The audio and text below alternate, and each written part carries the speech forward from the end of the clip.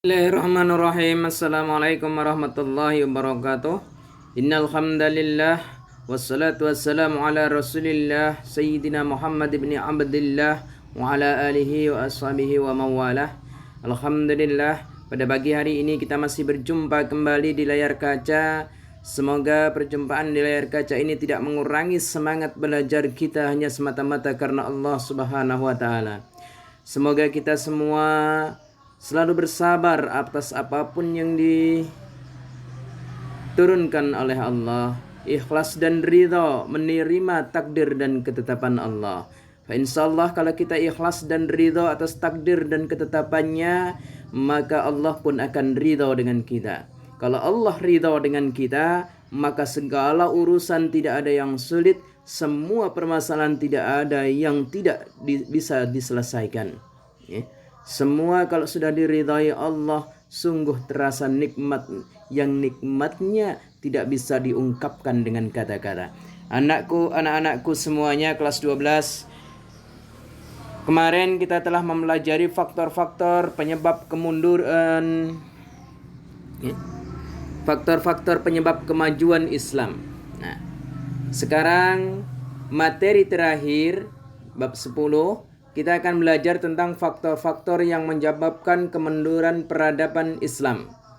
Kalau kemarin kemajuan peradaban Islam dunia, sekarang apa yang menyebabkan kemunduran peradaban umat Islam itu? Tapi sebelum mulai belajar, kita mohon kepada Allah agar kita dibukakan pintu hidayah, dibukakan taufik Allah, pertolongan Allah, diberikan hidayah agar hati kita bisa menerima hal-hal yang baik yang ditetapkan oleh Allah dan menjauhi hal-hal yang buruk yang tidak disukai oleh Allah Subhanahu wa taala. Untuk itu belajar kita mulai dengan membaca basmalah. Bismillahirrahmanirrahim. Faktor-faktor yang menyebabkan kemunduran peradaban Islam. Setelah belajar ini nanti diharapkan kalian mampu mengidentifikasi faktor apa saja sih yang menyebabkan kemunduran Islam itu, lalu bagaimana cara mencari solusinya agar umat Islam ini kembali berjaya. Karena satu pesan Imam Al-Ghaliyin mengatakan dalam kitab Idhatun Nasihin, ya ma'syaran nasyiin, hai generasi muda, inna fi yadikum amral ummah, sesungguhnya ada di tanganmu lah urusan umat, wa fi iqdamikum hayataha, dan ada di pundakmu lah maju mundurnya umat. Ada di pundakmu lah kehidupan umat ini. Mati atau hidupnya umat ada pada kemajuan kalian. Itu nasihat dari Imam Al-Ghaliyin. Jadi bangsa ini akan maju dan mundur 10-20 tahun yang akan datang bukan di tangan kami generasi ABG. Apa ABG? Angkatan Babeh Gue, Bukan itu. Tetapi maju dan mundurnya bangsa ini ada di tangan kalian. Maju dan mundurnya peradaban umat ini ada di pundak kalian nanti. Maka siapkan diri dari sekarang. Jadi generasi yang berkualitas, yang bersiap berkompetisi, siap berdaya saing dimanapun berada. Sebelum kita belajar, memulai pelajaran, mari kita membaca Al-Quran terlebih dulu secara tartil. Semoga dengan bacaan ini Allah meridhai langkah-langkah kita dalam menuntut ilmu dan dalam mengemban tugas mulia sebagai khalifahnya di muka bumi ini. Kita baca surat Al-Qasas ayat 3-6. Tolong diperhatikan dan nanti diulang, divideokan, dikirim videonya ke Bapak. A'udzu billahi minasy syaithanir rajim. Bismillahirrahmanirrahim. Natlu 'alaika min naba'i Musa wa fir'auna bil haqqi liqaumin yu'minun. Inna fir'auna 'ala fil ardi wa ja'ala ahlaha syi'an yastad'if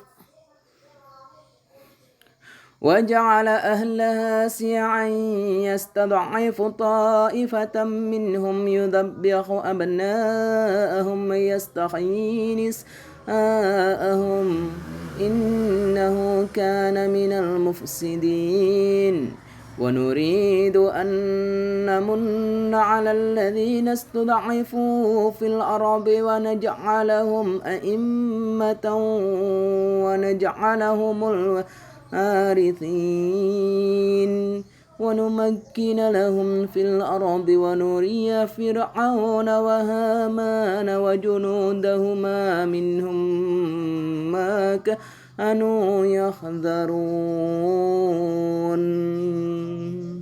Sadaqallahul azim wa sadaqa rasulul karim wa nahnu ala dzalika minasyahidin wa syakirin. Taqabbalallahu minna wa minkum, taqabbal ya karim. Faktor-faktor yang menyebabkan kemunduran peradaban Islam di dunia ini, ya. Nanti kalian silahkan analisa, kemudian evaluasi faktor-faktor yang menyebabkan kemunduran peradaban Islam di dunia apa sih, ya? Dianalisa, dibaca, dicermati, dipahami, lalu kemudian dikoreksi, ya. Apa-apa faktor itu, ya. Nah, pertama, ya, menyajikan faktor-faktor penyebab kemunduran peradaban Islam di dunia. Silakan nanti dianalisa, diamati, ya. Diobservasi, dilihat, didengarkan, dibaca, ya. Faktor apa saja yang menyebabkan mundurnya peradaban Islam di dunia, ya. Terus setelah selesai itu, mewaspadai secara bijaksana terhadap penyimpangan ajaran Islam yang berkembang di masyarakat. Hati-hati, banyak sekali sekarang ini aliran-aliran, bahkan taklid-taklid buta, ya, yang mengatasnamakan agama hanya untuk kepentingan kelompoknya saja, yang mengatasnamakan agama hanya untuk kepentingan pribadinya saja, dan banyak kepentingan-kepentingan yang ditumpangi oleh kepentingan dunia, tetapi dia mengatasnamakan agama. Contoh kecil, ya, sedikit-sedikit mengatasnamakan agama, tetapi sebenarnya itu adalah urusan dunia. Kenapa? Yang rasisme, ya, yang sering intoleran, mengatakan dan memfitnah itu kafir, itu, ya, bukan orang Islam, kafir dan harus dimusuhi, itu tidak ada dalam ajaran Islam yang seperti itu, ya, untuk memusuhi kepada yang lain. Tapi ajaran Islam yang sudah kita pelajari kemarin, rahmatan lil alamin, menjadi rahmat bagi sekalian alam. Selagi ia tidak membahayakan tauhid kita, tidak menyuruh kita untuk menyembah pada yang lain, tidak melarang kita untuk beribadah, maka kita tidak boleh memusuhinya, apalagi mengfitnah, ya, gara-gara pingin kursi jabatan kedudukan, entah jadi presiden, entah jadi gubernur, mengkafirkan yang lainnya, menuduh yang lain sebagai seorang yang tidak bertuhan, atau dituduh komunis lah dan sebagainya, ya. Jangan, apalagi itu sesama umat Muslim dan sebagainya, ya. Hanya karena pengen dapat kursi kekuasaan. Na'udzubillah tsumma na'udzubillah, ya. Selanjutnya, meyakini bahwa kemunduran umat Islam di dunia adalah bukti penyimpangan dari ajaran Islam yang benar. Kalau kita mencaci Tuhan orang lain, tentu orang lain akan mencaci Tuhan kita. Maka agama kita tidak pernah menyuruh untuk mencaci Tuhan orang lain, bahkan melarang kita untuk mencaci Tuhan orang lain. Silahkan mereka berkeyakinan seperti itu. Yang penting kita sampaikan Tuhan yang benar, yang hak, dan yang memiliki alam ini, yang menciptakan kita semua, yang wajib kita sembah hanya Allah Subhanahu wa ta'ala. Masalah mereka mau menerima atau tidak bukan wewenang kita, bukan kapasitas kita. Tugas kita menyampaikan, diterima, alhamdulillah, tidak pun tak jadi masalah. Karena Allah disembah dan ditaati seluruh alam ini, ya, makhluk manusia semuanya taat, tidak akan pernah menambah kekuasaan Allah dan mereka semuanya tidak taat terhadap Allah pun tidak akan pernah mengurangi sejengkal pun, bahkan seujung kuku pun kekuasaan Allah. Allah tetap maha kuasa dan maha segala-galanya. Ya, ingat itu. Ya, kita tugasnya cuman sekedar menyampaikan. Seperti sabda Rasulullah, "Ballighu anni walau ayah." Sampaikan dariku walaupun cuman satu ayat. Masalah mereka nerima atau tidak bukan kapasitas kita, bukan wewenang kita. Itu sudah hak Allah. Jangan kita menempati kedudukan Allah, mengkafirkan orang lain, membenci perbuatan orang lain. Tidak boleh. Kali ini, hari ini kita taat. Besok tidak ada jaminan kita bisa taat kalau tanpa hidayah Allah. Hari ini temanmu mabuk, besok tidak ada jaminan dia akan mabuk. Bahkan mungkin besok dia bisa lebih taat daripadamu. Kalau Allah menghendaki, itu semuanya hidayah dari Allah. Maka ya, dalam Al-Quran, balik lagi ke Al-Quran biar tidak tersesat. Ya, innal huda hudallah. Bahwasanya ya, hidayah itu adalah hidayahnya Allah. Jangankan kita, Rasulullah Sallallahu Alaihi Wasallam sendiri pun tidak bisa memberikan hidayah. Ya, buktinya pamanda tercinta, ya, yaitu Abu Thalib, sampai akhir hayatnya menghembuskan nafas belum sempat mengucapkan 2 kalimat syahadat. Kurang bela apa paman Rasulullah Abu Thalib terhadap Rasulullah, yang melindungi dari serangan kafir Quraisy, yang membela dan membackup dakwah Rasulullah, yang mencintai dan memelihara Rasulullah dari kecil sampai diutusnya Rasulullah, bahkan sampai diboikotnya Rasulullah di Mekah. Itu semuanya Abu Thalib mengiringinya. Tapi sampai akhir hayat beliau tidak mengucapkan 2 kalimat syahadat, berarti belum muslim. Itu satu bukti. Itu sebagai tadabbur, ya, sebagai tarbiyah, sebagai pengingat bagi kita, sebagai pembelajaran bagi kita, ya, bahwasanya hidayah itu milik Allah. La ikraha fid din, tidak ada paksaan dalam agama. Ingat itu. Tidak boleh memaksakan di dalam agama. Kita sampaikan, diikuti. Alhamdulillah, enggak ya, tidak masalah. Itu prinsipnya. Jangan memaksakan, ya. Tugas kita, kewajiban kita menyampaikan. Setelah itu serahkan kepada Allah, didoakan. Setelah itu didoakan, setelah kita sampaikan, kita doakan. Lalu kita serahkan hasilnya kepada Allah. Lalu ketika Allah menentukan hasilnya untuk kesempurnaannya, maka kita harus menerima apapun yang jadi ketetapan Allah. Kan begitu, ya. Kita lanjutkan, ya. Di situ ada gambar, silakan diamati. Gambar 1, orang tawaf di sekitar Ka'bah di kota Mekah. Yang kedua, konflik peperangan. Kemudian aktivis manusia modern, manusia milenial sekarang yang menggunakan HP seperti yang ada di layar kalian, yang menggunakan laptop seperti yang kalian punya, ya. Kemudian di sisi lain, begitu lemahnya ekonomi sehingga kehidupan tidak merata. Masih banyak orang-orang yang miskin, yang kelaparan. Miskin, kaya, ya, cerdas, bodoh, dan sebagainya. Itu semua sudah ketetapan Allah. Tidak ada orang yang bodoh mau dikatakan bodoh, pun tidak ada orang yang mau miskin hidup di dunia ini. Kalau mau ditanya, ya mau cerdas, kaya raya, hidup mewah, dan sebagainya. Tetapi semua itu adalah kehendak Allah. Miskin yang menghendaki Allah, bukan kita. Kaya juga yang menghendaki juga Allah, bukan kita. Maka apapun takdir Allah, pesan Bapak, ridhoi, ikhlaskan, senang dengan takdir Allah, ya. Ikhlas dengan takdir Allah, insya Allah. Kalaupun kita ditakdirkan hidup sederhana, ya, hidup serba kekurangan di dunia, kalau kita ridho dengan apa yang ditetapkan oleh Allah, maka Allah akan angkat derajat kita nanti di akhirat. Amin ya rabbal alamin. Kalau di dunia nggak akan seberapa lama, tidak akan lebih dari 100 tahun. Oke lah Allah kasih umur seperti Hadratus Syekh Kiai Sya'ri dari Banten 155 tahun. Itu pengecualian 1000 belum tentu ada satu yang seperti beliau. Yang diberkahi ilmunya, yang diberkahi umurnya oleh Allah. Taruhlah kita 100 tahun saja, umur 60 tahun saja sudah nggak enak semuanya. Makan ini nggak mempan, makan itu nggak kuat, nggak tergigit lagi, nggak terpotong lagi. Gigi sudah banyak berlubang, mata pun sudah kabur dan lain sebagainya. Banyak kenikmatan yang berkurang dalam jasad kita. Ya.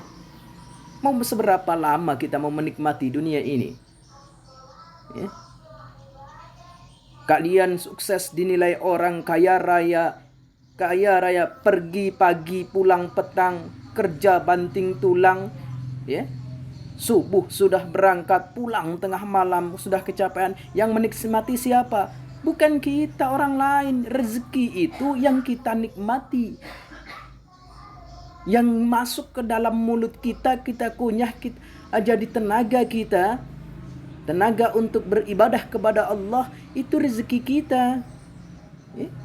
Tapi ya kalau yang nggak kita suap ke kita, bukan rezeki kita. Dimakan oleh anak kita, ya rezeki anak kita. Dikasihkan kucing, ya itu rezekinya kucing. Cuman melalui tangan kita. Allah berikan melalui kita. Yang dikatakan sukses oleh orang kaya raya pergi, yang menikmati orang lain siapa? Pembantu kita di rumah, misalnya kalian jadi orang sukses pembantu 5, yang menikmati rumah mewahmu dan makanan wahmu itu pembantumu di rumah. Kamu sibuk mencari uang. Mobil mewah yang kau naik, yang kamu punyai, siapa yang menikmati? Supirmu, bukan kamu. Kamu sibuk dengan urusan bisnismu. Supirmu duduk santai di belakang kemudi, membawa mobil mewah, ngopi ke sana sini sambil menunggu engkau selesai bekerja. Kan begitu. Siapa yang menikmati? Orang lain. Ya. Pesan Bapak, di akhir-akhir kalian berada di kelas 12 ini dan materi terakhir, ya. Nanti materinya silahkan dibaca ya, dicermati, dipahami, dianalisa ya. Pesan Bapak, ingat, prinsip hidup jangan risau dengan perkataan orang lain. Jangan pernah mengharap pujian orang lain, karena itu semuanya kamuflase, bohong belaka. Ya.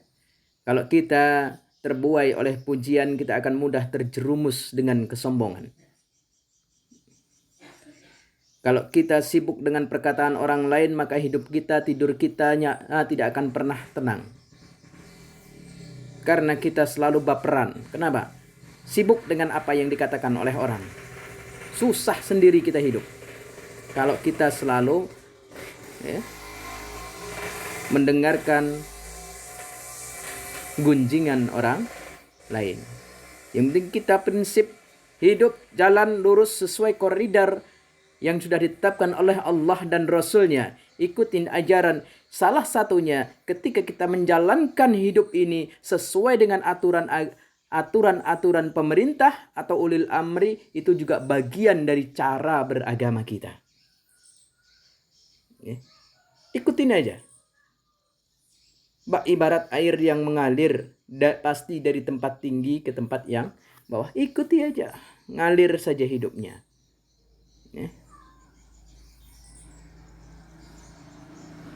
Kalau kita mengikuti gunjingan orang, susah hidup kita. Nah, satu pesan ini, satu yang jangan kalian pernah lupakan. Sukses itu bukan karena penilaian atau kita merasakannya. Yang menilai kita sukses itu adalah orang lain. Orang dibilang itu sukses dan sebagainya, itu orang lain yang bilang. Ya. Dirubah tujuannya, jangan pingin hidup sukses. Rubah, pingin hidup bahagia. Kalau sukses, ingat pesan Bapak, sukses itu orang yang menilainya, tetapi kalau bahagia, kita yang merasakannya. Tinggal pilih, kalian mau hidup sukses atau mau hidup bahagia. Kalau kalian masih mau ngejar hidup sukses, silahkan, nanti rasakan saja. Tidak ada jaminan orang sukses itu bahagia. Karena sukses sebagai makhluk sosial yang menilai pasti orang lain. Itu dianggapnya sukses. Jadi gubernur sukses. Orang lain yang nilai bukan dirinya. Ya. Tapi apakah ada jaminan bahagia? Belum tentu. Makanya bercita-citalah hidup bahagia dunia dan akhirat sesuai dengan Al-Quran. Rabbana atina fid dunya hasanah. Ya Allah, datangkan dan berikanlah kepadaku di dunia ini kebahagiaan. Wa fil akhirati hasanah. Dan di akhirat nanti juga kebahagiaan. Wa qina adzabannar. Dan cegahlah kami dari siksa neraka dunia maupun neraka akhirat. Ya. Kalau hidup kita menderita di dunia, itu juga bagian dari neraka.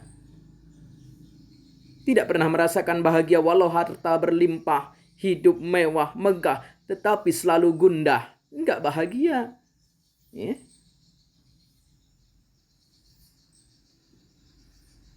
Jadi bahagia itu ada dalam diri kita yang merasakannya dan bukan orang lain. Itu pesan Bapak, ya. Silahkan nanti dibaca, di situ ada ya, Limasda ta'akhar al-muslim. Ya.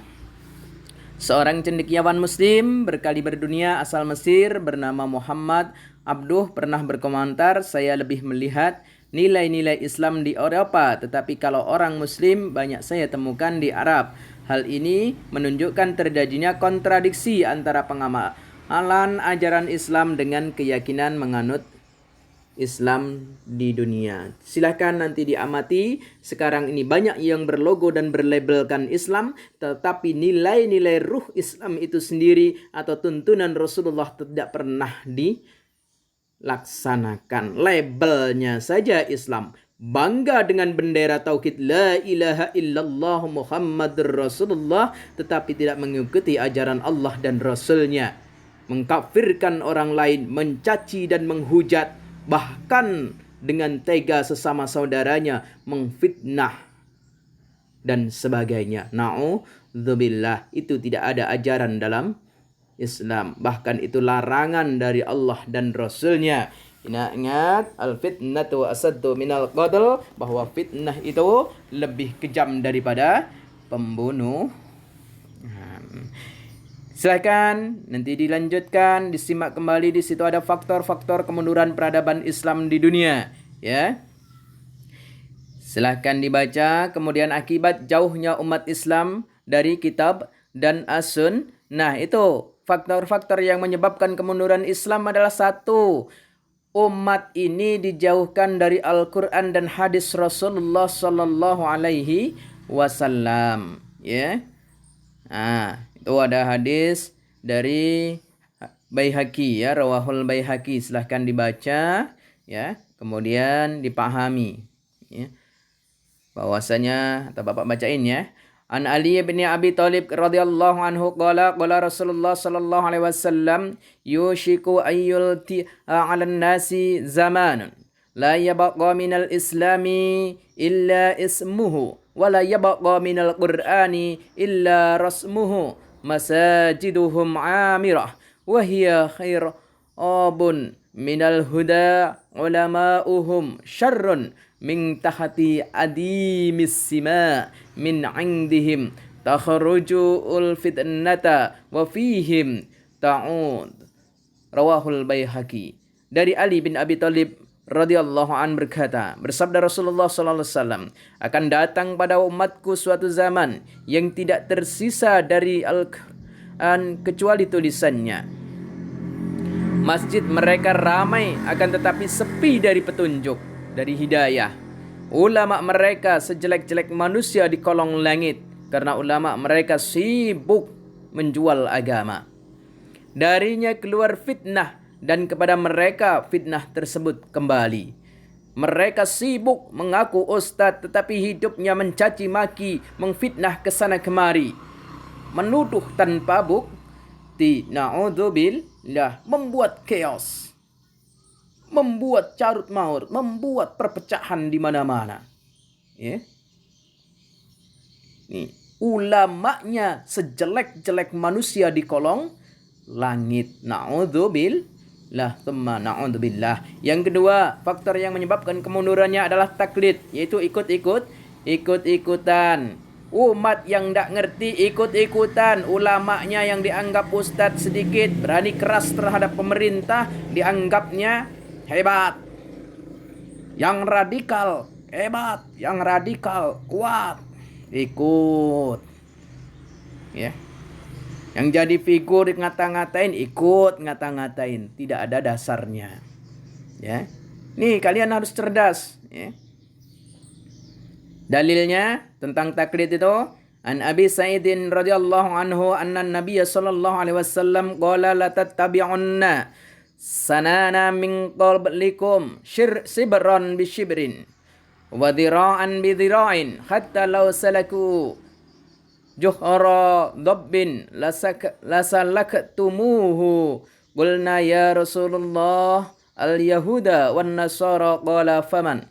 Rawahul Bukhari. Sungguh kalian akan mengikuti cara-cara sunan, gaya-gaya orang-orang sebelum kalian, satu jengkal, satu hasta, satu depa, secara bertahap sehingga sampai mereka memasuki lubang biau, sekalipun kalian akan tetap mengikutinya. Ya, kalian akan mengikut cara-cara sunan, orang yang kalian kultuskan, yang kalian anggap paling hebat. Mau salah mau benar tetap diikuti gayanya, ya, sikapnya, perbuatannya, perkataannya. Dari ikut satu jengkal, satu hasta, satu depa, terus diikutin, bahkan sampai masuk ke lubang comberan pun tetap diikuti. Ini taklid namanya. Nggak tahu dasarnya, ikut-ikutan. Ya, nggak tahu dasarnya, ikut-ikutan menebar fitnah, ikut-ikutan benci. Na'udzubillah. Nah, pesan Bapak, kalau kalian bukan pada bidangnya, tidak usah ikut berkomentar.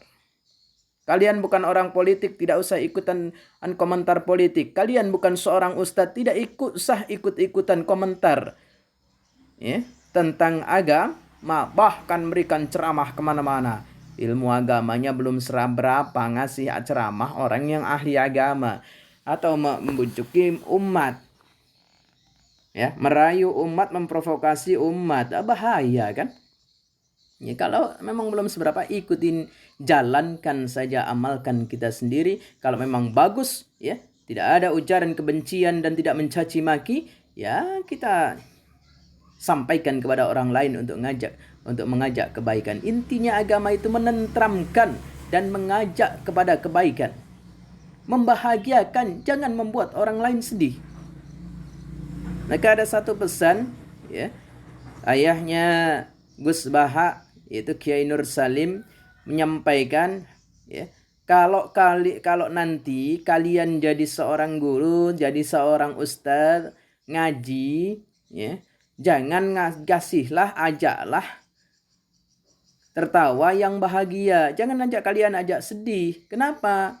Ya, karena yang ngaji itu udah dari rumah itu sudah sedih. Yang sedih mikirin kebutuhan, yang sedih anaknya nakal, yang sedihlah dikruce oleh bininya. Ya. Istrinya sudah di rumah buat kesel, buat sedih. Di pengajian kalian sampaikan ayat-ayat neraka, selesailah sudah, buat nangis 2 kali. Nggak usah, ya, tambah nangis lagi, ya. Udah mikirin anak, mikirin nafkah, ya. Sakit hati oleh bini, oleh istrinya. Di tempat pengajian kalian tambahin dan takut-takutin lagi ke neraka. Nangis 2 kali jadinya. Ya, mau? Jangan, ya. Itu pesan Bapak. Bukan pesan Bapak, itu pesan dari ayahnya Gus Baha, yaitu Kiai Nur Salim. Lanjut. Terjadinya perpecahan di kalangan umat. Sekarang sudah kalian lihat, ya.